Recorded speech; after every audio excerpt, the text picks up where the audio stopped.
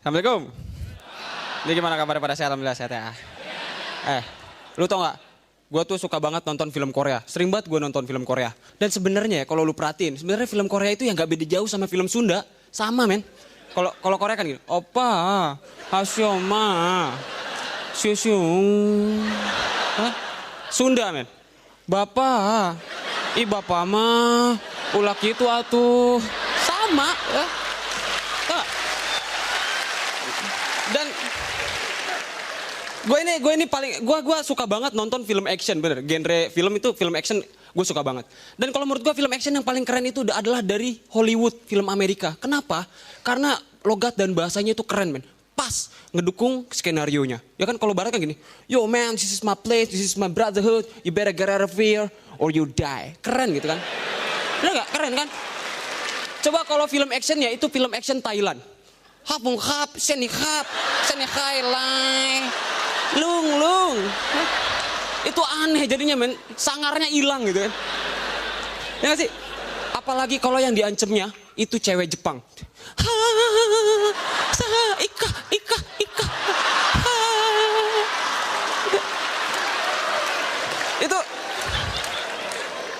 Itu padahal ceritanya ceweknya lagi mau dibunuh, malah jadi kayak film Miyabi. Ya gak sih? Dan gini men, gue dari sekian film acara TV yang ada, gue paling kesel sama acara TV pesantren rock and roll. Itu maksudnya apaan coba? Ada satu anak bandel, tatoan, ditindik, masuk pesantren dan dalam waktu hanya 3 bulan dia bisa nikahin anaknya Pak Kiai. Itu gila men, gue 6 tahun di pesantren belajar Bulughul Maram, tafsir Jalalain, Bidayatul Mujtahid wa Nihayatul Mustaqid. Boro-boro gue nikahin anaknya Pak Kiai, anaknya udah punya suami. Lagian gini men, pesantren rock and roll tuh maksudnya apaan sih? Katanya pesantren yang gaul. Emang pesantren yang gaul kayak gimana sih? Kayak gimana? Baju kokonya beli di distro. Pakai sarungnya baggy. Kalau anak SMP yang gaul pakai topinya dikebelakangin. Kalau anak santri yang gaul gimana? Pakai pecinya dikebelakangin. Ya sama aja. Ya sih? Dan gue itu pesantren dulu di Banten. Itu letaknya tuh di antara 2 gunung dan 2 sungai. Ini beneran serius. Itu pesantren kita tuh horor men. Makanya kita kalau nonton film horor itu biasa aja gitu. Ya setiap hari kita nonton horornya live gitu kan. Orang kalau nonton film horor, pocongnya keluar. Kita kalau nonton film horor, pocongnya keluar. Nih pocong gue pernah lihat di belakang kamar mandi nih. Sombong lo. Dan ya, tapi ya selain film action gue juga suka film kartun. Dan menurut gue kartun yang paling aneh itu adalah Doraemon. Lihat dah, waktu gue TK, gue masih TK, Nobita udah SD. Pas gue SD, Nobita masih SD. Sekarang gue kuliah, Nobita masih SD. Ini bocah kapan naik kelasnya ya? Di sini ada yang pernah lihat ibunya Nobita ngambil rapot? Apa pernah kan?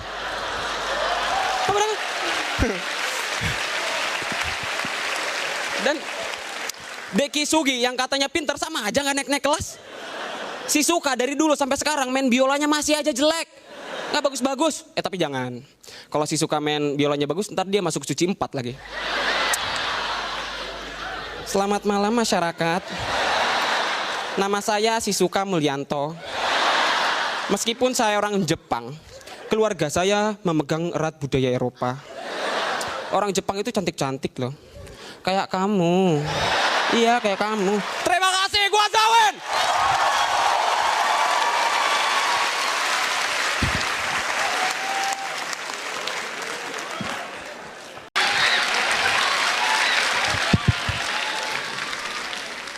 Assalamualaikum. Ini gimana kabarnya semua? Pada sehat ya? Sehat ya? Sehat ya? Udah, fungsi apa? Iklan itu sifatnya itu musiman. Iklan itu sifatnya musiman. Jadi tergantung musimnya. Kalau musim-musim biasa, bulan-bulan biasa ya iklan standar-standar aja gitu. Pas lagi musim Piala Dunia ada iklan gitu kan. Jangan nonton bola tanpa kacang Garuda. Pas lagi masuk musim bulan puasa gitu iklannya berubah. Jangan puasa tanpa kacang Garuda. Ya batal.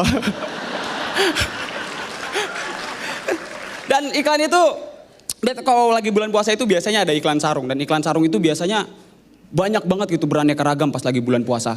Tapi pas bulan-bulan selanjutnya Iklan sarung kemana, pergi entah kemana ya kan. Ini seakan-akan kita sholat pas bulan puasa doang gitu. Kan? Ya gue sholat bukan pas bulan puasa doang ya, bulan-bulan biasa juga gue masih sholat Jumat kok. Sholat Jumat. Dan iklan itu salah satu fungsi iklan itu adalah untuk mempengaruhi penonton sehingga membuat suatu produk yang kelihatannya tidak terlalu berguna menjadi seakan-akan sangat berguna. Kayak misalnya iklan permen. Lo tau kan permen itu fungsinya cuma buat diemut gitu ya udah gitu.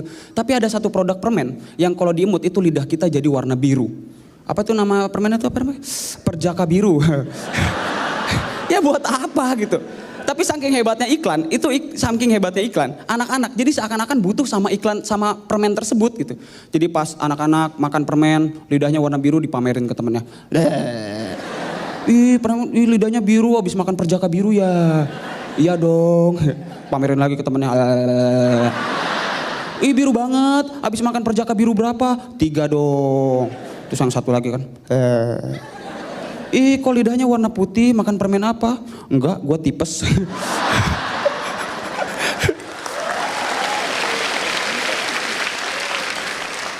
Dan iklan itu saking hebatnya iklan, saking dahsyatnya iklan itu sampai bisa merubah cara bergaul anak, dunia anak itu bisa dirubah. Lu tahu Tajos? Tajos tahu ya dulu yang bulat itu Tajos? Itu dulu waktu kecil anak-anak beli ciki cuman buat dapetin Tajosnya. Ya enggak? Beli ciki, Tajosnya diambil, cikinya dibuang. Tapi Tajosnya dijilat dulu. Ya kan? Ya seenggaknya tahulah rasa cikinya kayak gimana gitu. Itu sama aja kayak lu beli motor, dapat helmnya dipakai, motornya dibuang. Tapi dijilat dulu. Dan iklan juga itu, dulu itu waktu gue kecil, Tajos itu sampai bisa mempengaruhi harkat dan martabat gue. Kalau misalnya ada nanya gitu kan, weh nilai lu berapa? 50. Tajos lu? 100. Wih keren. Weh Win, lu nilai lu berapa? 100. Tajos lu? 200. Dapat dari mana banyak amat? Dikasih sama mama gua. Gak lama mama gua teriak dari dalam. Jawin, Tajos Umi balikin. Itu Tajos belum Umi jilatin. Karena gue mikir gitu, sekarang lu beli Tajos gitu ya. Beli Tajos waktu kecil itu sampai bisa mempengaruhi harkat dan martabat. Sekarang gue mikir gitu, lu anak-anak di sekolah sampai pergaulannya sampai apa tergantung sama Tajos. Sekarang gue mikir gitu. Emangnya dulu pernah gitu ada kepala sekolah manggil orang tua gitu. Terus ibunya nanya pas di sekolah, Pak ini kok anak saya bisa gak naik kelas Pak? Padahal nilainya bagus. Iya ibu emang nilainya bagus anak ibu. Tapi Tajosnya kurang. Gak ada kan? Mendingan anak ibu suruh ikut UTS bu. Ujian Tajos susulan gitu. Gak ada kan?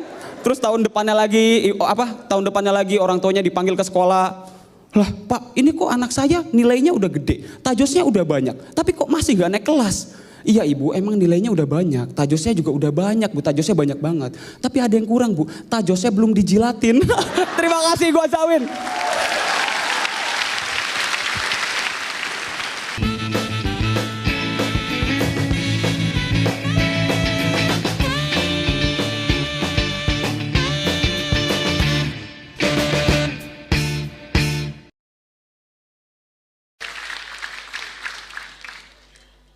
Assalamualaikum. Ini gimana kabar pada sehat ya alhamdulillah ya? Sehat ya? Lu tau gak sih? Dari sekian banyak makanan Nusantara, makanan yang menurut gue paling enak itu adalah makanan pesantren. Kenapa? Karena makanan pesantren itu bergizi men. Bergizi rendah. Pagi-pagi kita makan nasi, tahu, kerupuk. Siang-siang kita makan nasi, tempe, kerupuk. Malam-malam kita makan hati men. Makannya itu mulu. Makanya gue setiap pulang ke rumah itu waktunya untuk perbaikan gizi. Iya, gue sering banget diajakin sama mama gue makan makanan enak di hajatan orang. dan gue ini mahasiswa ya, gue mahasiswa. Bagi gue seorang mahasiswa bagi kami ini seorang mahasiswa rasa itu nomor 2. Nomor 1-nya adalah jumlah. Gak penting rasanya kayak gimana, yang penting nasinya banyak. Ada satu masakan yang menurut gue itu gue benci banget. Itu adalah sushi. Kenapa? Karena sushi itu 100.000 cuma dapat 5 biji. 5 kali nelen. Kalau gue beli 10 itu 200.000. Satu SKS gue itu men. Kalau selama...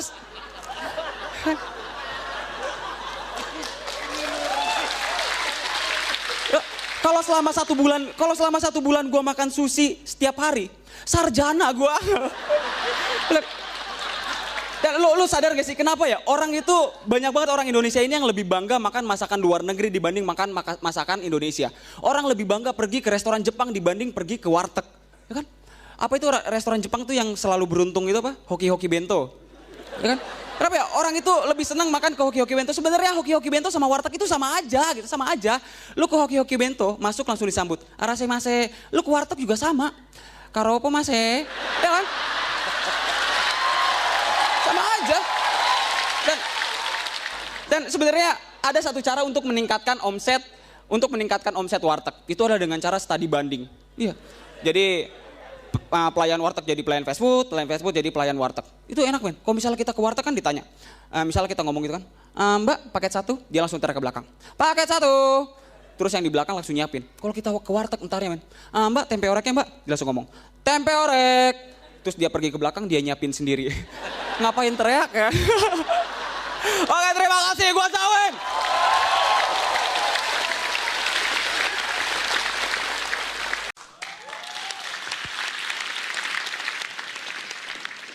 Assalamualaikum.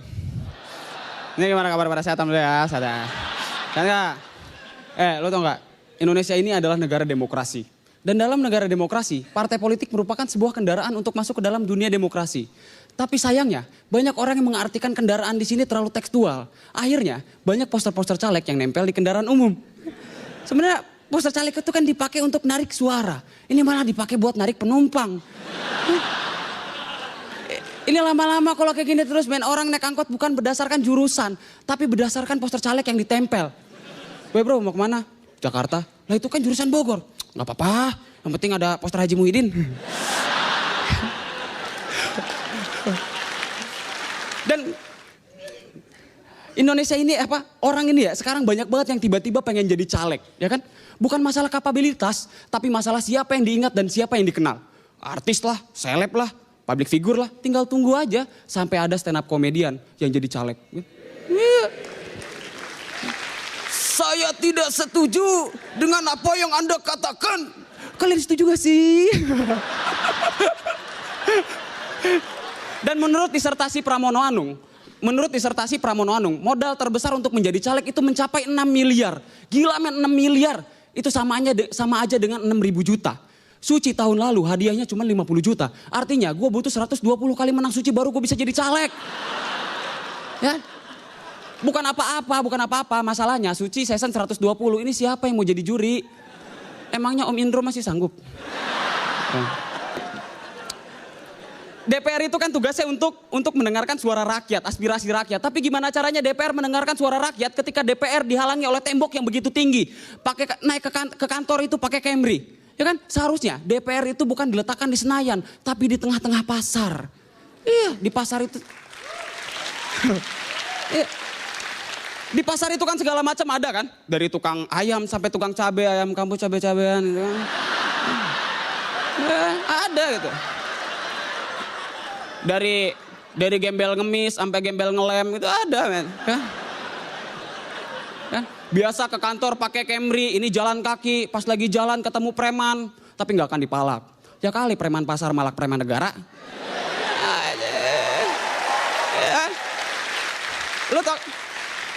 Lu tau kan preman pasar itu? Weh, siapa lu? Tukang daging bang. Duit. Weh, siapa lu? Anggota dewan. Kenapa kok saya nggak jadi dipalak? Maaf nih pak ya, bukan apa-apa pak. Saya ini preman biasa malak duit halal pak. Kalau saya malak bapak dosanya double.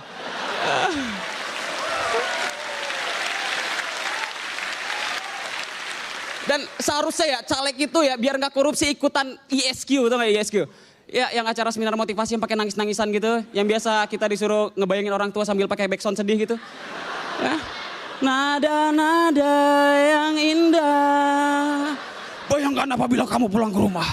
Dan ketika kamu sampai di depan rumah, berkibar sebuah bendera kuning di depan rumah kamu. Dan ketika kamu masuk ke dalam rumah, ternyata ibu kamu jadi caleg. Terima kasih, gua Sawen.